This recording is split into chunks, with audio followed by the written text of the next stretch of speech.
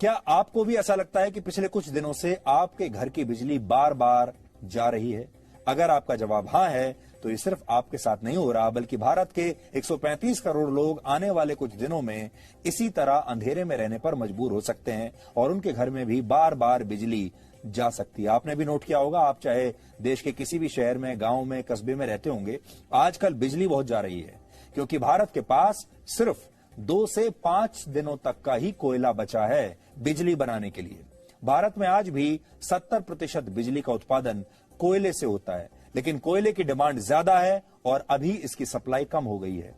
इसलिए हो सकता है कि आपको आने वाले कई दिन बिना बिजली के ऐसे ही बिताने पड़े। लोड शेडिंग आपके घर में भी, आपके इलाके में भी होती रहे।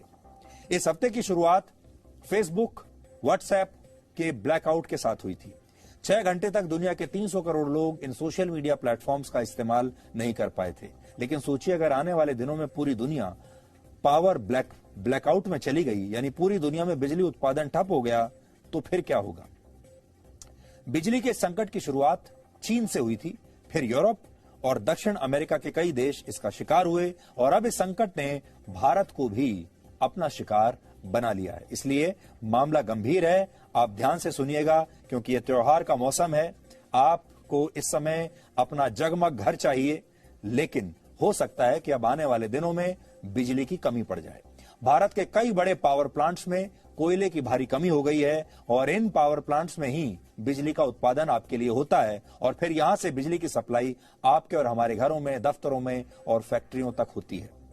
भारत में 135 पावर प्लांट्स ऐसे हैं जो कोयले से चलते हैं। इनमें से 107 पावर प्लांट्स ऐसे हैं जिनके पास अगले 5 दिनों या उससे भी कम दिनों का कोयला बचा है। 28 पावर प्लांट्स ऐसे हैं जिनका कोयला अगले 2 दिनों में ही समाप्त हो सकता है। ये इस बुधवार तक के आंकड़े हैं जो हमें भारत की बिजली मंत्रालय के वेबसाइट से मिले हैं। शायद यही वजह है कि आपके घर और दफ्तर की बिजली आजकल बार बार जा रही है। फिलहाल सबसे खराब स्थिति उत्तर प्रदेश, जम्मू कश्मीर और